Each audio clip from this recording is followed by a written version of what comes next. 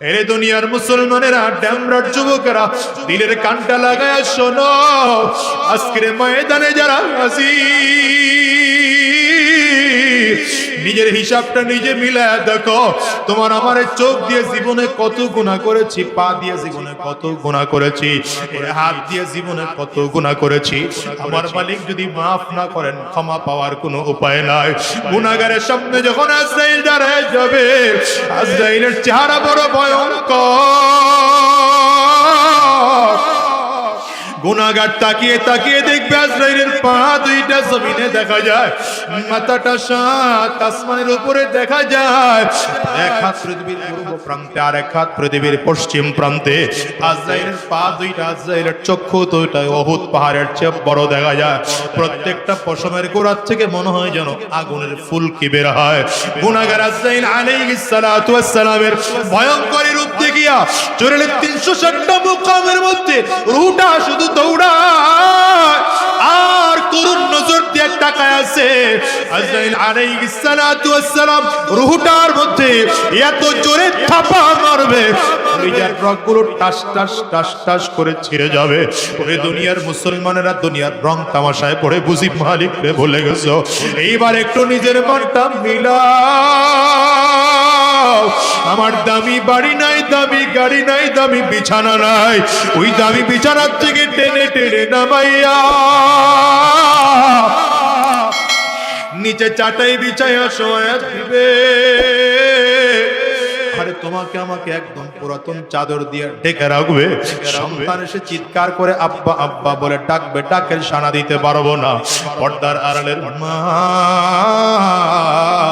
সন্তান এসে মা বলে ডাকবে, ডাকের সাড়া দিতে পারবো না। ওই কলিজার টুকরো সন্তান ওখানে বসে চিল্লায় আর বলে আব্বু জবান খোলো, জবান খুলে না। আব্বু জবাব দেওয়ার মতো শক্তি নাই। চলিয়ে যাবে বাজার থেকে কাফনের কাপড় কিনে আনার জন্য, একদল লোক চলিয়ে যাবে সাবান কিনে আনার জন্য, একদল লোক চলিয়ে যাবে বাঁশ কিনে আনার জন্য। বাজার থেকে বাঁশ কাটিয়া আরে কাঁচা বাঁশগুলো দিয়া কবরের মধ্যে সুন্দর করে কবর খনন করিয়া আমাকে বাগানের কিনারা নিয়ে গোসল করায় 300 কাপড় দিয়ে প্যাকেট করবে। একটা মাথার মধ্যে বান্ধিবে, আর একটা কোমরে বানার, একটা পায়ের মধ্যে বান্ধিয়া জানাজারা কমপ্লিট করাইয়া তিনজনের ধরাধরি করিয়া লাশ কবরের মধ্যে নিয়ে নামাবে। ওরে দুনিয়ার যুবক, যদি চোখে পানি না আসে, কান্নার বান্দরে মালিকের কাছে মাপ চাও। আরে কবরের মধ্যে লাশটা যখন নামাবে, পায়ের বান খুলে, মাথার বান খুলে, মাজার বান খুলে দেবে।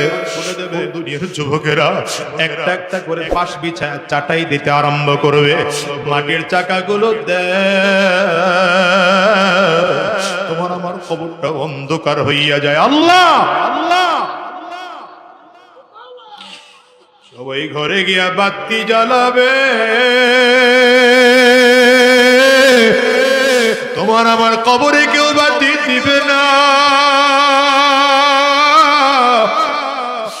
কোন দুনিয়ার তালে পরে আমার মালিক রে ভুলে গেছো, কবরের আযাবের কথা ভুলে গেছো রে যুবক। দুনিয়া কিন্তু ভালো, দুনিয়ার তামাশায় পড়ে আমার মালিক রে ভুলে গেছো। ওই কবর বড় ভয়ঙ্কর। কবরে রেখে আসলে পরে কবর কিন্তু বারবার বারবার করে ডাক দেয়, আনা বাইতুজ জুলমা, আনা বাইতুল ওয়াহদা, আনা বাইতুত তুরাব। আমি বড় একাকীর ঘর, আমি বড় অন্ধকার ঘর। আমার কাছে সাথী নাই, বাতি নাই, দুনিয়ার কোনো কিছুই নাই। আমি শুধু চিনি আমল। ভালো আমল করে যদি আসতে পারো, আমি কবর ভালো আচরণ করব। আর যদি ভালো আমল করে আসতে না পারো, কবল পোড়ার দল। আমি কবর দুই দিকের মাটিগুলো একত্রিত হইয়া এত জোরে চাপ মারবো, একটা পাজরের হাড্ডি আর একটা পাঁচজাই নিয়ে পৌঁছাইয়া দেব। ওরে দুনিয়ার যুবক, দুনিয়ার আগুনের মধ্যে তাকানো যায় না। দুনিয়ার আগুন এক মুহূর্তের জন্য সহ্য করা যায় না। আমার গুনাহের কারণে কবর আগুন ধাউ ধাউ ধাউ ধাউ করে জ্বলতেছে। আমার মালিকের কাছে কি মাপ চাইতো মনে চায় না। ওরে দুনিয়ার যুবক রে, কেমনে দুনিয়ার থেকে বিদায় নিবি রে ভাই? কবর থেকে চলে যাওয়ার পরে কত বছর থাকা লাগবে কারো জানা নাই। ওই কবরের আযাবের কোনো পাত্তা নাই। ওই দুনিয়ার মুসলমানেরা এরপরে হাসরের ময়দান, হাসরের ময়দানটা আরো ভয়াবহ অবস্থা। হাসরের ময়দানে মানুষ দেখবে মাথার সূর্যের মতো উপরে, সূর্যের তাপের কারণে মাথার মগজগুলো ভাতের মারের মতো ঝলকাইতে থাকবে। ওদিকে আমার মালিক জালালিয়াত জাব্বারিয়াত আর কাহারিয়াতের কণ্ঠে ডাক দেয়, লিমানিল মুলকুল ইয়াউম। আমার মালিক বলবেন আজকের দিনের বাদশাহী কার?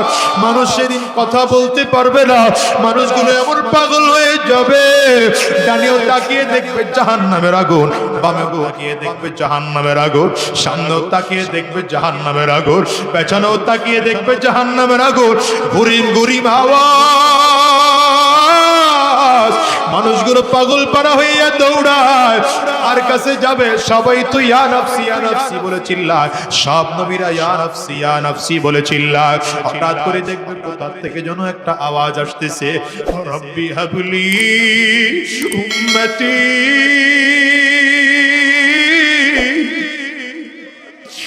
রব্বি হাবলি উম্মতি। আল্লাহ আমার উম্মত রে বাঁচাও, আমার উম্মত রে বাঁচাও। ওটার কারো আওয়াজ নয় রে যুবক, ওটা আমার নবীর আওয়াজ। আরে আমার নবীরে যদি এখন থেকে সন্তুষ্ট করে বিদায় হইতে না পারো, ওই কবর বড় ভয়ঙ্কর। দুনিয়ায় কেউ থাকতে পারে নাই রে বাজার, তুমি আর আমি ওই দুনিয়ায় থাকতে পারবো না। আজকের মজলিসটার দিকে তাকাইয়া দেখো, কত মানুষ যেন মা হারা, কত মানুষ যেন বাবা হারা। আমি আজাদির ঘরেও তো আমার মা নাই। এই মজলিসে কার কার মা নাই? হাতটা তুলে দেখাও রে বাজার। কার কার বাবা নাই? হাতগুলো তুলে রাখো বাজার, নামায় না। আমার যুবকগুলো তাকায় তাকায় দেখুক মাহারা মানুষগুলো কেমনে চিল্লায়া চিল্লায়া কান্দে, বাবা হারা মানুষগুলোর চোখ দিয়ে কেমনে পানির ফোঁটাগুলো বের হয়। যুবক এই মানুষগুলোর চেহারার দিকে একটু তাকাইয়া দেখ। এই মানুষগুলো তোমার কারো ঘরে মা নাই, এই মানুষগুলোর কারো ঘরে বাবা নাই, এই মানুষগুলোর কারো ঘরে আব্বা আম্মা কেউ নাই। এই যুবক যদি কান্না না আসে, কান্নার ভান ধরো, আব্বা আম্মার কত সরল করে কাঁদো, আর চিল্লে আমার মালিক রে বলো আল্লাহ। যতদিন এই জমিনের মধ্যে থাকবো আর হারাম রাস্তায় চলবো না, আর শয়তানি রাস্তায় চলবো না, আর মিথ্যা রাস্তায় কদম বাড়াবো না। আল্লাহ তোমার গোলামি করবো, কোরআন ও সুন্নাহ অনুযায়ী নিজের জীবনটাকে সাজাবো। কারা কারা তৈয়ার আছো বাজার? দুইটা হাত উঁচা করে আমার আল্লাহরে দেখাও, চিল্লাইয়া ডাক দাও আল্লাহ।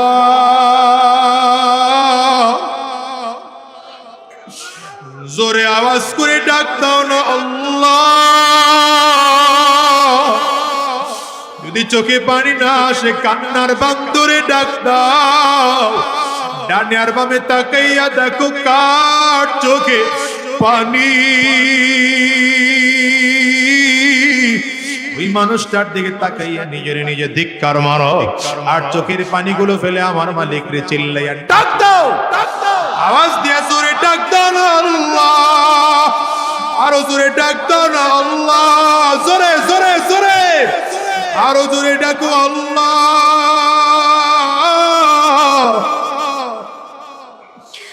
গো দয়ার মালিক,